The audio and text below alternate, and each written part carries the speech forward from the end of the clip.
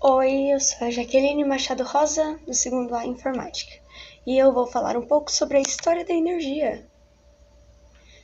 Bom, a estrutura de oferta da demanda de energia, considerando todas as fontes renováveis e não renováveis e os diversos usos pela sociedade, constitui o que chamamos de matriz energética. Estudar e compreender a evolução das fontes e demandas energéticas ao longo do tempo é essencial para projetar futuros cenários possíveis e se preparar para eles, de forma a ter energia suficiente para garantir o avanço socioeconômico.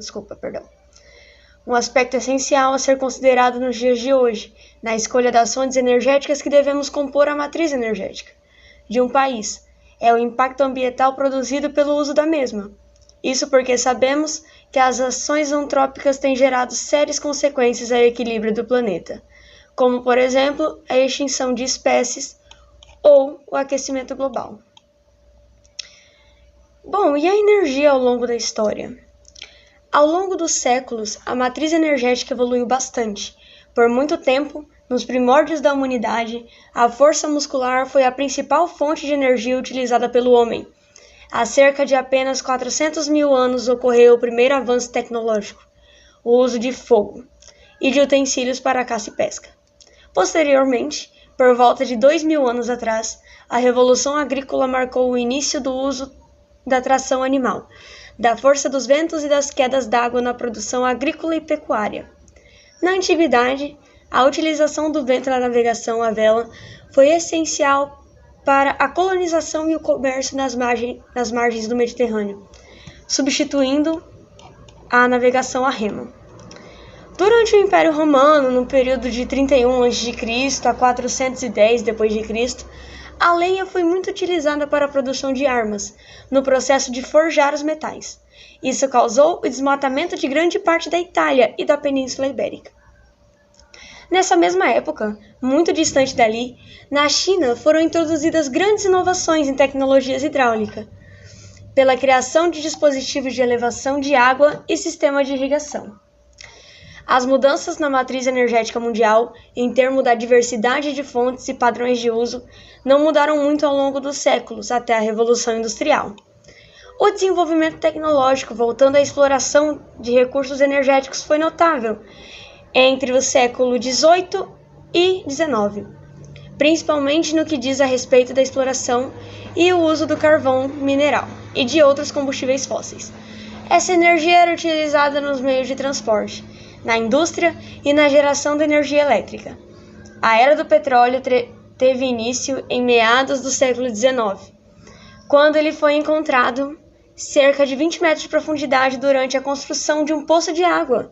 Inicialmente, o petróleo foi utilizado só para obtenção de querosene e de óleos lubrificantes. Nesse tempo, a gasolina era gerada durante a destilação do petróleo, era jogada fora nos rios ou queimada. Por vezes, era misturada com querosene para produzir um perigo explosivo. A utilização da gasolina como combustível para carros só começou após a invenção dos motores de combustão interna e a produção de automóveis em grande escala. Daí em diante, a demanda energética aumentou de maneira vertiginosa nos países industrializados, principalmente a demanda por eletricidade e derivados do petróleo. Na década de 70, quando o mundo viveu uma séria crise do petróleo devido ao aumento exorbitante de seu preço, as fontes alternativas de energia começaram a receber atenção e investimentos. O Brasil investiu na produção do etanol extraído da cana-de-açúcar. Assim, nesse momento histórico, o Brasil se colocou à frente das outras nações na questão do uso de fontes renováveis de energia. Dentro do contexto global, o Brasil permanece como um dos destaques na geração de energia de fontes renováveis, estando na frente de muitos países quando se trata de eficiência energética sustentável. Bom, e vamos falar um pouquinho agora sobre as fontes renováveis e não renováveis. As matrizes energéticas atuais abarcam fontes não renováveis e renováveis, onde a proporção entre elas varia de um país para o outro, dependendo das características geológicas e climáticas da região. As principais fontes não renováveis são as derivadas dos fósseis, que, como o próprio nome diz, não podem ser resposta da natureza. Isso porque foram formadas pela decomposição lenta de animais e vegetais mortos ao longo de milhares ou milhões de anos. Assim, essas reservas são infinitas. Um dia terminam. São finitas, desculpa, que elas um dia terminam, né? Entre elas temos o carvão mineral, o gás natural, o petróleo e seus derivados. Os impactos ambientais provocados pela utilização das fontes não renováveis são bem preocupantes, pois liberam gases poluentes durante sua combustão. Entre eles, temos o dióxido de carbono, considerado atualmente como o principal causador do aquecimento global. Também são liberados o monóxido de carbono, um gás tóxico, e materiais particulados como, por exemplo, a fuligem.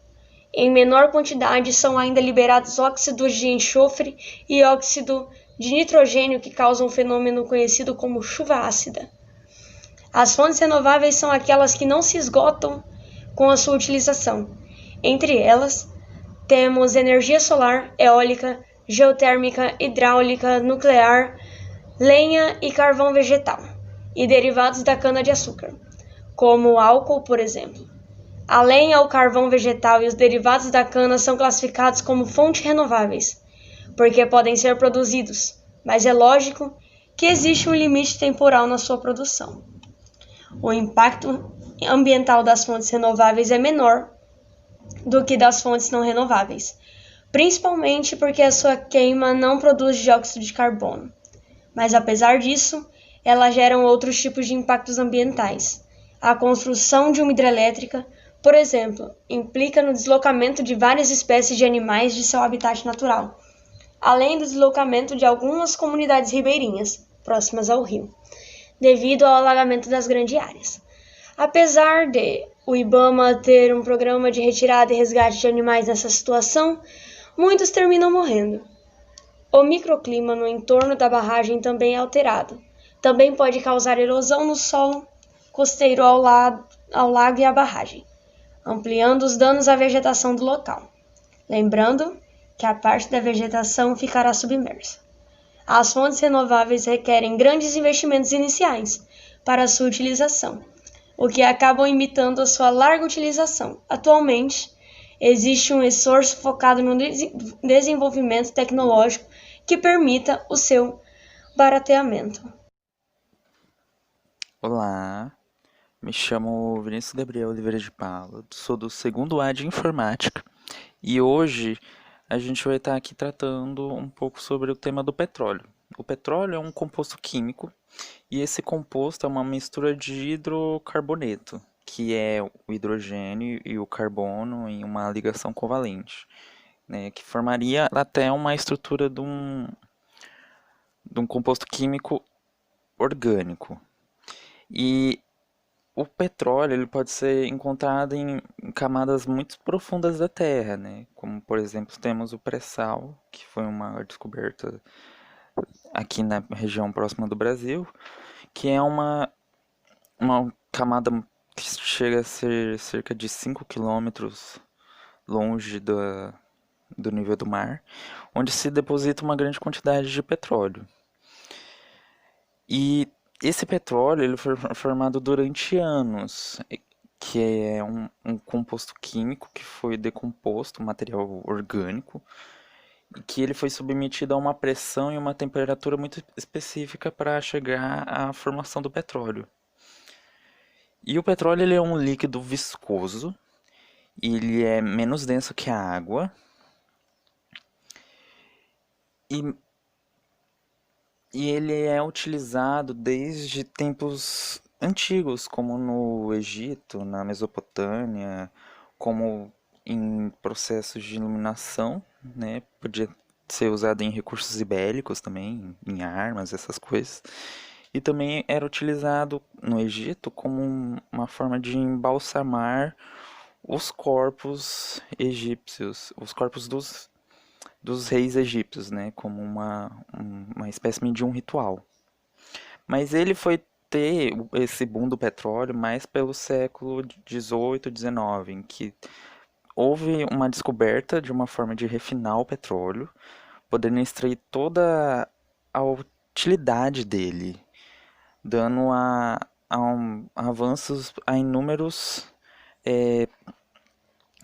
descobertas de automóveis, né? Como a gente tem aqui, botei uns exemplos de gás de petróleo, que se eu não me engano é o gás de cozinha, ou é o segundo, que é o gás liquefeito de petróleo, nafta, gasolina, querosene, óleo diesel, óleo combustível, resíduos. E do petróleo dá para fazer cosméticos, asfalto, gasolina para automóveis, gasolina para aeronaves, óleos lubrificantes, entre muitas outras finalidades.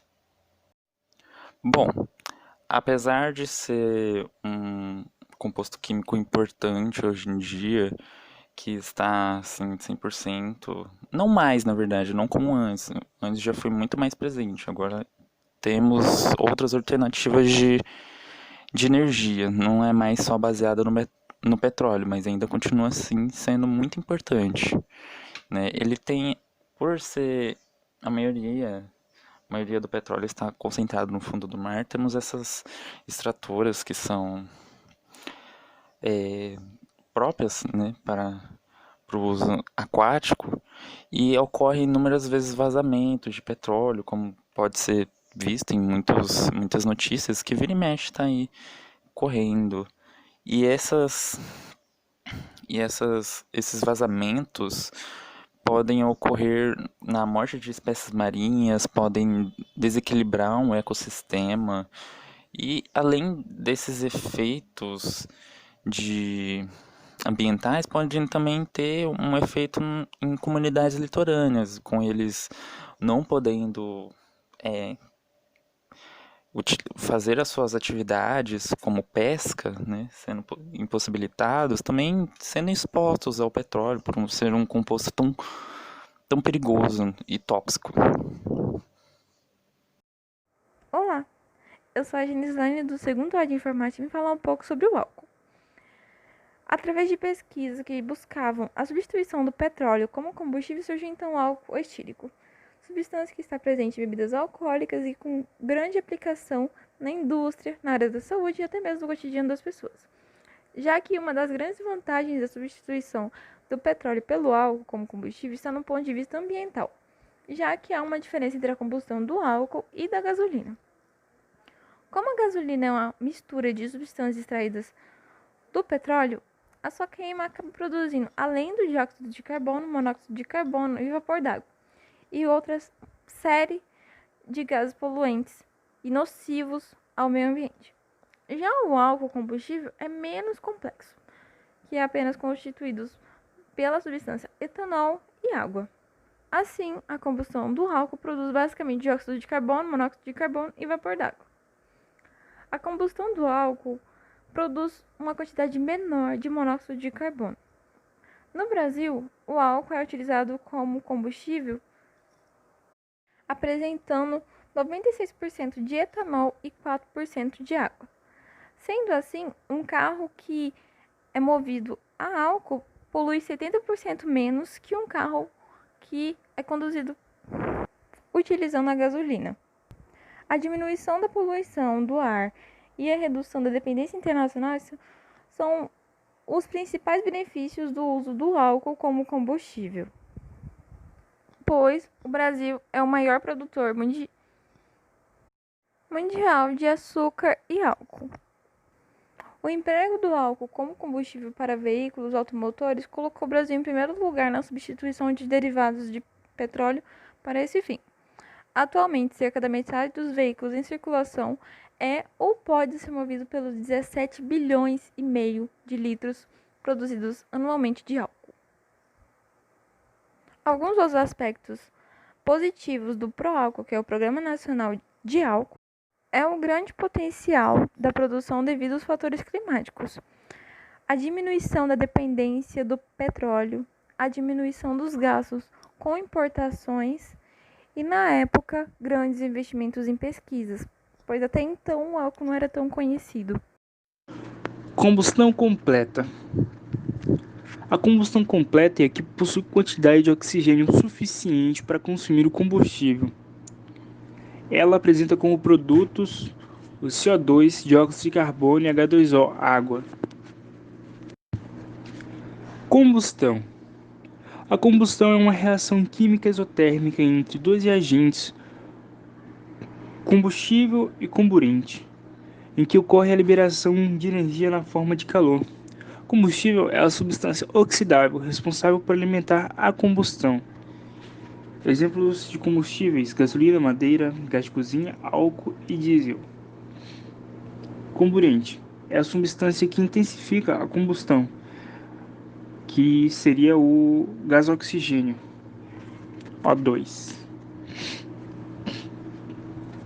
A combustão só ocorre na presença de combustível e do comburente. Assim, ela só é finalizada ou interrompida pela falta de um desses reagentes. A combustão é muito comum no cotidiano. Ela está presente na queima do gás de cozinha, nos automóveis, de vela, da madeira, do papel, entre outros. Oi, bom dia, meu nome é Maria Clara e Maria Clara Frade, do segundo ano lá de informática. E eu vim falar um pouco sobre combustão incompleta. Então, a combustão incompleta, ela acontece quando não tem oxigênio suficiente para consumir todo aquele combustível que tem ali no momento. E no caso dos compostos orgânicos, que a gente está levando em consideração agora, os produtos da combustão incompleta, eles podem ser monóxido de carbono, que é CO, e água, ou carbono elementar, que é C, e água. Um exemplo de combustão incompleta que pode ocorrer, na verdade, nos automóveis, é que é o seguinte: a combustão ela tem que ser completa nos automóveis, porque se por acaso ela ser incompleta, se ela for incompleta, ela gera o monóxido de carbono, que é extremamente tóxico para o ser humano, para qualquer ser vivo, não dá, entendeu? E em vários lugares, as pessoas já morreram ao inalar esse gás em garagens mal ventiladas, ou seja, cuidado. E algumas vezes, essa combustão é tão incompleta que o carbono torna-se visível ao sair pelo escapamento dos carros, na forma de fuligem, que é como se fosse uma fumaça escura, que ela se desfaz na sua mão quando você toca, sabe? É algo bem estranho. Provavelmente você já viu que é tipo as mini partículas sólidas de carvão. Não sei explicar a textura, mas provavelmente vocês já viram. E é por isso que é importante manter o motor bem regulado, para que entre ar o suficiente e a combustão seja completa. Em algumas fábricas, como a de produção de carvão ou de negro de fumo, o objetivo é exatamente realizar uma reação de combustão incompleta. E observando o NOx de carbono, vemos que ele não apresenta o seu NOx máximo. Então, as combustões são completas. Outro exemplo que a gente vê bastante, principalmente na época da queimada, na época da seca, que o pessoal taca fogo no mato, a queimada das florestas. Ela é um exemplo porque as emissões resultantes constituem-se em CO e matéria particular. E como a fuligem, além das cinzas e outros compostos orgânicos, simples e completos, pode se formar também óxido de nitrogênio, ozônio e aldeídos, em virtude de reações secundárias pela presença de outros componentes do ar. E é isso.